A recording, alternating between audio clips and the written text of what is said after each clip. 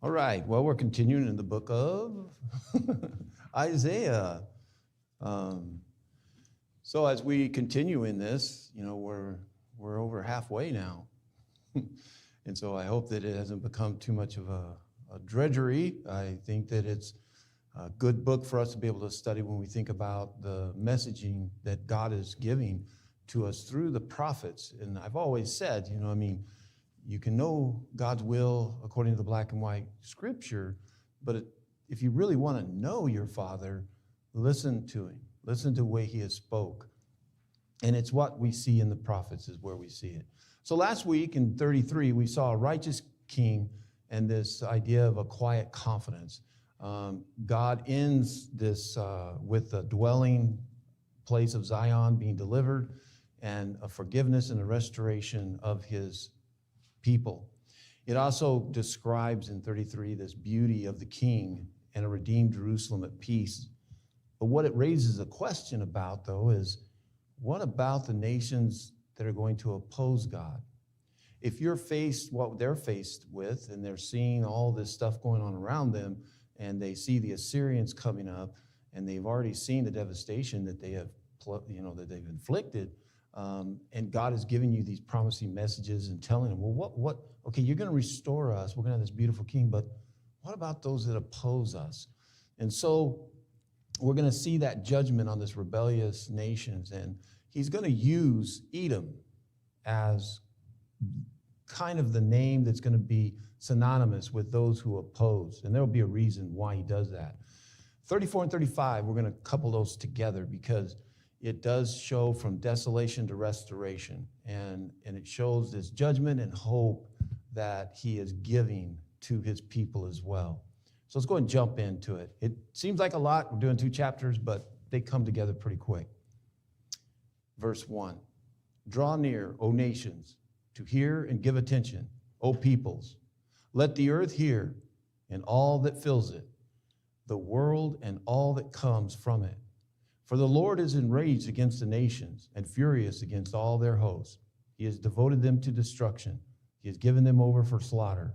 Their slain shall be cast out, and the stench of their corpses shall rise. The mountains shall flow with their blood, and all the host of heaven shall rot away, and the skies rolled up like a scroll. All their hosts shall fall, as leaves fall from the vine, like leaves falling from the fig tree. It's a universal call where God is calling and telling people to pay attention, listen up to this. All the nations, worldwide. This is not something local. This is not a local dispute that he's talking about. He uses this courtroom tone, a legalistic, a call to court, and he reads it like a legal proclamation that he's fixing to bring about. And this is going to happen before judgment. It's like when you come in, the verdict has been found, and now you come and you approach the throne and you're the judge, and you then receive. And this is what it is. This is God's wrath, and it's moral. It's not moody. It's not something that's random. It is based on the moral violations. He is enraged. He is furious. Signals this holy opposition to this sustained evil and rebellion that they continually have. So he has then devoted them to destruction. He placed them under the ban. He has already set this up. It's a language of total judgment. It's set apart for removal, and there's no negotiating. It is sealed. It's a very graphic realism of war when he talks about this idea of corpses and the smell of them casting them out and piling up bodies of this. Now, this is still, again, a part of this total context, historical context of what's going on with Assyria and the battling that's going around them and the judgment. And this is a judgment. God is using Assyria to bring a judgment upon them. And so he is showing this in this idea. This judgment is not only symbolic, but it lands real history. And that's the thing about the prophets that I keep saying, is that you'll read this, and if you're one that's the initial recipient of this message, it has an immediate application, and you can see what's going on, and it is real. And it also, though, has a shadow showing something greater. It always has that dual meaning in it. And so there's a lot of words and a lot of phrases we'll hear that we go, oh, you hear it in the New Testament. You probably heard it from reading the New Testament, many of this. And so we see that in this. But it's a very graphic. When he talks about the mountains flowing with blood, I mean, that's a high place to get blood up to, right? I mean, it's showing blood's not going to escape. You don't usually fight battles up into the mountains. That type of warfare was usually done in the lowlands in a place. So to get blood splatter, in a sense, or blood flowing off the top of the mountains, it adds a whole different. It's hyperbole for this type of scale, this cosmic imagery that he's trying to show, and it helps to magnify the main event of what's going to be coming upon them. This sky's rolled up like a scroll is something that you would not imagine could happen, right? I mean, how can the skies? I mean, everything else under the sun, we've seen it. Floods can wipe out cities, earthquakes can destroy places, fires, warfare, men building, men destroying, the oceans, currents, things changing. But the sky, now that's something that is always there. It might turn black, it might rain, but the sky. But if you were to see the sky roll up like a scroll, something that you could not imagine, this is the type of imagery he's trying to show, that the host and the skies portray this judgment. It's God-sized. It's not this little judgment that's coming. It's showing it and trying to show that. These falling leaves are something that is in nature. Boy, I hate raking leaves. I hate raking leaves. I just finished yesterday. I think we got them all. But you know what's going to happen next year? Whether I like it or not, the leaves are going to fall. No matter how much I water them, no matter what happens, what's going to happen? The leaves are going to fall. So that kind of shows the surety of it, doesn't it? Just like the leaves are going to fall, this is going to happen as well. 5 through 7. For my sword has drunk its fill from the heavens. Behold, it descends for judgment upon Edom, upon the people I have devoted to destruction.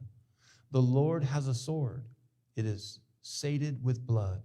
It is gorged with fat, with the blood of lambs and goats, with the fat of the kidneys of rams.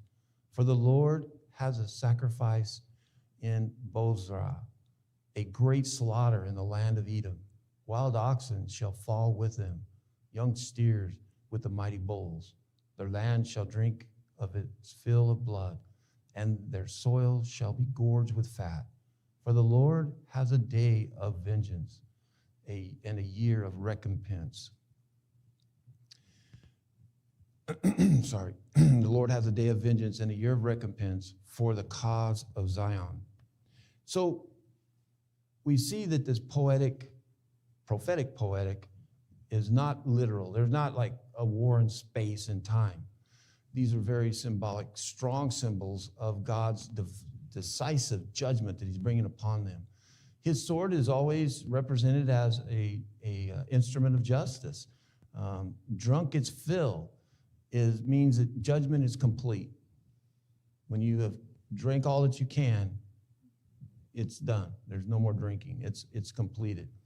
In the heavens, that's where the verdict was settled, in God's court. The decision is authorized above, and before it plays out below. In other words, that's where it's coming from. And that's something as well. A lot of times we think, well, it's just because of this or that. We justify, what's going on around you in this world. But understand that God's judgments, where are they coming from? And the Lord has this sacrifice. He brings up Edom, like I said earlier, that this descends for judgment upon Edom, upon a people that I have basically devoted to destruction. Edom has a long history with Israel. This goes back to two brothers, and Esau and Jacob. Remember that. And so there have been a relationship between these two tribes, and it's checkered. It goes back and forth. We know initially between Jacob and Esau, it was horrible. And then all of a sudden, right at the end, they kind of reconcile. There's back and forth. But even in the nation level, when the brothers become nations, we see the same thing. One that jumps up real quick in history is during the Exodus, when the children of Israel are coming out. The Edomites, who are basically Esau's descendants, so they're distant cousins, refuse to let them come through the land. We find that even during the divided kingdom, or the initial kingdom, let's say, under Saul, that there was animosity and there was some wars that went in. And Saul even went to battle against the Edomites. Eventually, we'll see David, he subdues the Edomites. And then they go into rebellion and they get some independence and stuff. Now, their location was in the southeast side of where modern-day Israel is. And because of the future history of what we see, some of the things that they did to them when Jerusalem and Israel was being punished, the Edomites took advantage of it. And the other prophets, Obadiah and others, mention about how horrific their behavior was towards their relatives. You know, it's one thing to sit, if you're not being attacked, and look at a nation being attacked and have some sympathy. But it's another thing if you jump on the bandwagon, and you see what's going on. You go, hey, let's take advantage of this. It's one thing if you don't even know the nation or they were a really reprobate type of nation, but these are your family. And the Edomites had come in during the weak times and they took advantage of it to the point when Nebuchadnezzar came in, they actually went and rounded them up and turned them over to them and then took their homes and took their properties. Eventually they were subdued. And this is something that, historically doesn't happen as immediate as it sounds like the prophecy. That's why we can see, and scholars see, that there's a duality of the symbology being used. It is an immediate type of thing that's going to happen to Edom. Edom is going to be impacted tremendously by this and eventually be dominated, but they're not going to completely go away really until they get absorbed back into Israel, ironically. And one of the key historical people that you very well know of is King Herod. He was an Edomite. And so we'll see this, but this wickedness in which is what is being represented here. Bozrah is one of the main cities. And so what he is basically showing here is that he is coming to Edom. He's going to a specific location, and that key location, that city, is the place where he's going to set up his altar, and guess what he's going to start doing? Sacrificing. The animals that he's using, and you'll notice that this is very spiritual. This is not just warfare. They're going to come in, invade, and burn, and destroy, and kill, and all this stuff. You look at the language. This is a sacrificial. This is something that is spiritual that is going on. And no matter how strong, the wild ox, the young steers, the mighty bulls, doesn't matter. They're all going to be a part of the sacrifice. And why? For the Lord has a day of vengeance. Now, why? Why? When we read that, you say, well, the day of the Lord is vengeance. Go back to why. His wrath is full. Why is his wrath full? Well, his wrath is full because he has had enough. And so when we hear vengeance, we think of human type, well, he's just getting vengeance. He's getting revenge. Human revenge is usually personal. It's personal. I usually, it's something that's offended me. But this is righteous vengeance. And it is personal to God, what we have done. And so it is for the cause of Zion, 9 through 12. And the streams of Edom shall be turned into pitch, and her soil into sulfur. Her and her land shall become burning pitch. Night and day it shall not be quenched. Its smoke shall go up forever. From generation to generation it shall lie waste. None shall pass through her forever and ever. But the hawk and the porcupine shall possess it. The owl and the raven shall dwell in it. He shall stretch a line of confusion over it, and the plumb line of emptiness. Its nobles, there will be no one to call it a kingdom, and its princes shall become nothing. The land is made toxic, uninhabitable, except for wild animals. It's an unstoppable as well type of judgment. Nothing can quench it. Nothing can satisfy it. And this judgment, once it starts, it is going to continue. It's kind of like a fire. You know, there's a place somewhere back east, a coal fire that's been burning for over 100 years. They can't put it out. It just keeps burning, and it's burning to this day. And they've had to abandon this town because of, I think it's Pennsylvania somewhere. And it's that type of a fire, unquenchable. This judgment, once it starts, it's going to be totally consuming. If you think about it, it's decreation. Instead of creation, God is decreating and destroying. What he has put together, now he is taking and totally making it worthless and returning the land back into a chaotic state. This is a measure of justice when he talks about the line and the plumb line. But the interesting thing is the way he describes it. He will stretch a line of confusion over it. So it's measured up. What is he measuring it for? Chaos. He's measuring and shaping everything up. It's a plan that God is doing. So it's a purposefulness of this emptiness. It's mapped for collapse. It's mapped for never being rebuilt again. It's also, at the very end, shows a political extinction of the power that's in rule at that time. 13, thorns shall grow over its strongholds, nettles and thistles is it in its fortresses. It shall be the haunt of jackals, an abode for ostriches. And wild animals shall meet with hyenas. The wild goat shall cry to his fellow. Indeed, there the night bird settles and finds for herself a resting place. There the owl rests and lays and hatches and gathers her young in her shadow. Indeed, there the hawks are gathered, each one with her mate. This fortress that used to be bustling with humanity and civilization is now going to turn right back into the raw, natural state. He describes basically taking it from glory to garbage. It's a permanent abandonment is the signal, is what you'll see. No citizens are going to return. The place is going to be left to the wildness of what's going on. Unclean and wilderness is the imagery.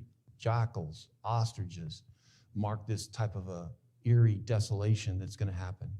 And chaos is going to replace order. You notice he mentions the night creatures that settle in.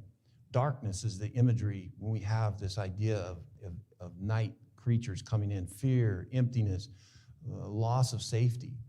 And life continues, but it's not human. It goes back to a wild state. The hatching of mates, nature thriving in the absence of human. Judgment is complete, what we see. Not just a battle loss, but it is complete. Edom's habitat becomes a wilderness reserve. When we look at the moral lesson, what we see is men secure are not secure. They do not become secure without God. They could think they are, no matter how strong they are. Edom had that pride and arrogance, thinking that somehow that they were invincible. Many nations have tried to do that. And what we see here is this fortress that they had built cannot withstand what judgment God is bringing against them. But God can unbuild a nation. And that's what he's demonstrating. Now remember, Edom is symbolic for all the nations and all the peoples who try to stand against him. Edom is one very specific one, but it's kind of like if you were Hebrew in the first century, or well, let's go back further, 400 or 500 years after you come out of Egypt, if you ever brought up Egypt, boy, you would know what that meant. Slavery, horrible times, things like this. And that's what Edom was. It's that type of a symbolism to the people who are listening to this. They know what Edom is. But it also, for us today, is representative of those who have rebelled against God and think that they can stand in a fortress and somehow be able to survive in that type of environment. No, God can unbuild you as a nation. 16, seek and read from the book of the Lord. Not one of these shall be missing. None shall be without her mate. For the mouth of the Lord has commanded, and his spirit has gathered them. He has cast the lot for them. His hand has portioned it out to them with the line. They shall possess it forever. From generation to generation, they shall dwell in it. So God's asking, verify it, check me. Check it. Read the book. And that's even today. Do you want to know what happened to Edom? Check the prophecies. And then go try to find them. And go look at the history and see what happens. Seek and read, Prophecy is meant to be tested by what happens. And that's the fact, the way that you can tell. That's one of the ways that we were told, through the Bible, how do you verify somebody is speaking a truthful prophecy? If it comes to happen. And so that's what he said. The book of the Lord also shows the way that decree has been settled. It's been put into writing. His judgment's not a rumor. It's not just one prophet said this, another prophet said, no, it's written, it's fixed, and it's public. And you can look and check that it has not failed at all. There's a divine command is where the cause is coming from. So you read where he says, the mouth of the Lord has commanded. So he has spoken. But then we also see his spirit has gathered it. So he's caused it. So God's not just sitting up there saying, okay, this is what I'm going to do. He not only spoke it, but then he actually made it happen. He is the cause behind it. Casting lots is equal to the sovereignty of assignment. God allocates the land like a ruler distributing territory. And that's what it shows there. This line in portioning language, again, is this idea of measured certainty that he has. It's a lasting reversal of what they thought they had established.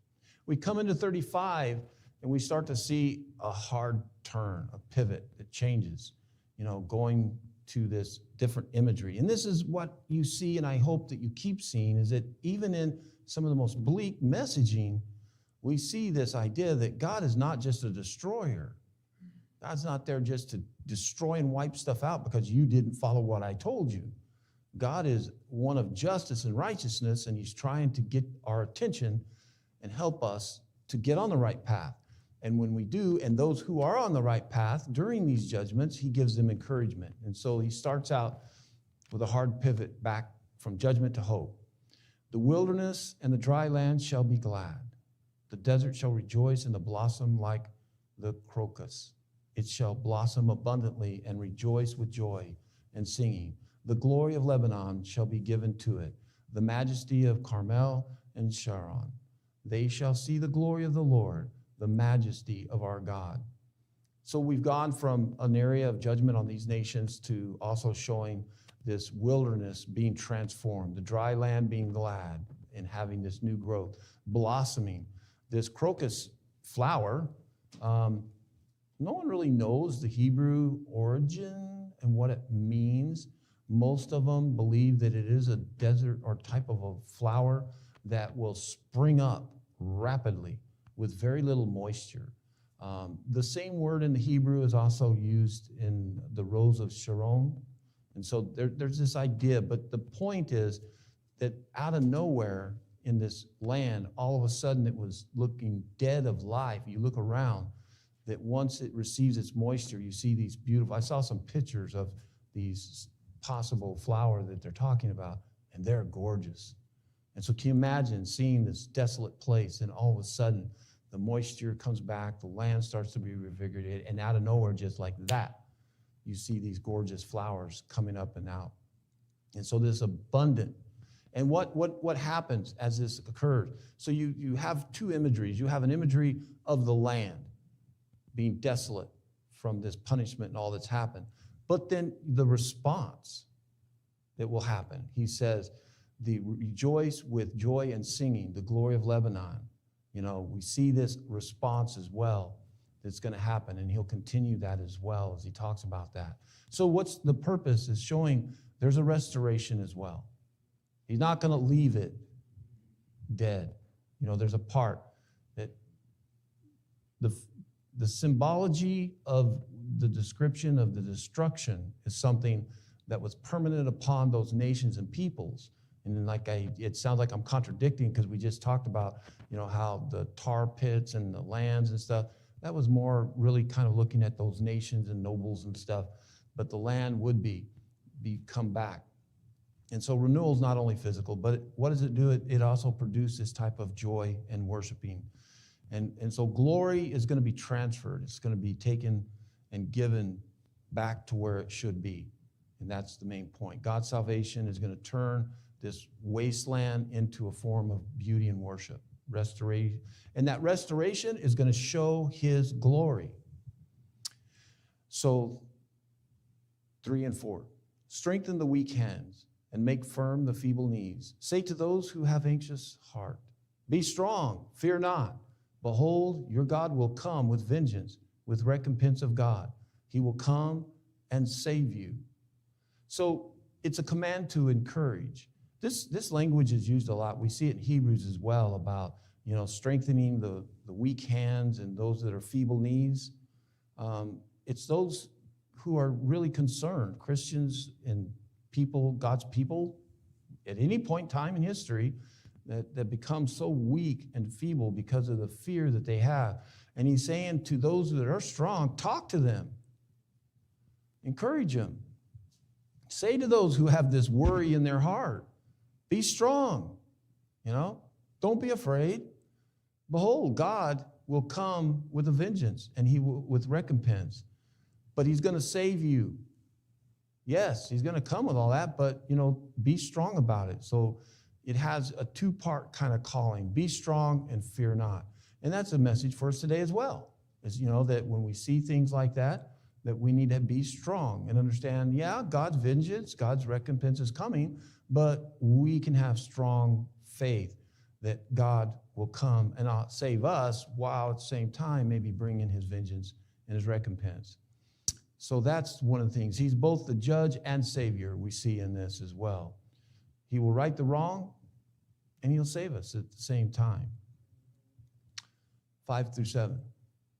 Then the eyes of the blind shall be opened, and the ears of the deaf unstopped. Then shall the lame man leap like a deer, and the tongue of the mute sing for joy. For waters break forth in the wilderness, and streams in the desert. The burning sand shall become a pool, and the thirsty ground springs of water. In the haunt of the jackals, where they lie down, the grass shall become reeds and rushes. So then marks a promise of an age of renewal. These signs are signs that God's saving work has arrived. Jesus, did that sound a little familiar to you? The eyes of the blind shall be opened. You remember somebody asked that question? John the Baptist, he said, he sent his disciples to ask Jesus, are you the one? Remember what Jesus said? He quoted Isaiah. He said, tell him what you see, that you see the eyes of the blind are opened, the ears of the deaf are unstopped, the lame are walking, and the tongue of the mute speak. And what did we say? What is this a sign in this grander picture here? Was this idea of the age of renewal promise has come when you see that. And so that's a beautiful picture. And that's what I mean about the richness of applicable to then as well as showing. And especially since Jesus used that to show that as well. From a curse to the garden, from going from jackals to a place of growth and stability is what's going to happen. In a beautiful place. And he goes on describing this renewal, this promised age of renewal in verse 8 through 10. And a highway shall be there, and it shall be called the way of holiness. The unclean shall not pass over it. It shall belong to those who walk on the way. Even if they are fools, they shall not go astray. No lion shall be there, nor shall any ravenous beast come upon it. They shall not be found there. But the redeemed shall walk there. And the ransomed of the Lord shall return and come to Zion with singing. Everlasting joy shall be upon their heads. They shall obtain gladness and joy, and sorrow and sighing shall flee away. So this highway is one God built. It's God-made access. It's prepared route for those who are going to return. Again, You see the messianic application as well. A way of holiness. It's a defining mark. The road is characterized by being consecrated, being set apart by God, and for God's people, not everyone. It's got a moral boundary. There's no unclean thing that's going to come upon it. Sin is not waved through or permitted at all. If you think of all the physical kingdoms that came, there was sin in it. So this has a very strong message of looking at the idea that this is looking at a kingdom. We go back again to Daniel about the invincible kingdom, the final kingdom that would come and that would last forever. And so that's something. It belongs to the covenant walkers, those who walk in the way of the Lord. And the faith is shown in obedient direction. It's given to us. And we see that there's a safety as well that's on this journey. And only those who are redeemed. Now, how are we redeemed? By the blood of the Lamb. Those who are ransomed will return to Zion. You go over to Hebrews and we see that symbology being used there of the new Jerusalem. Well, what's Jerusalem? Well, it's also Zion. And he says, we have not come to a mountain, the Hebrew writer says, of fear and trembling, like Moses stood and said, I'm terrified. We come to the heavenly Jerusalem. That's where our citizenship is at. And that's where I see this beautiful as well. We have been redeemed and we have been brought back. So the fellowship-filled arrival, when we look at this, the joy that happens, of gladness and joy is going to replace this sorrow and sighing, just exhaustion that will come. So when we look at the key takeaways between these two chapters, we see that judgment, that God is going to judge wicked nations, and that he is going to bring forward a full judgment upon them and execute it, and it's sure, and it's going to happen. And that we see as well the restoration of his faithful, that God's going to save them. Judgment is not God's last word. Judgment is something that he brings whenever he has to because of the wickedness that's there. And that's the thing, started out, chapter 34 was about judgment, but what was next? It was restoration. And that's the way God's righteousness works, is that when things are unrighteous, God brings it into judgment. Our lives, our sinfulness comes into judgment, and then we have a decision to make. But God is going to be consistent and thorough every time. We need to either accept it and become obedient by becoming a child of God, but that judgment's going to happen. But restoration is hopefully what we will desire. So that's 34 and 35. If you're with us this evening and something we can do to help you in your relationship with our Lord, I hope that you will think about it. And if we can help you while we're singing this song, let us know while we stand and sing.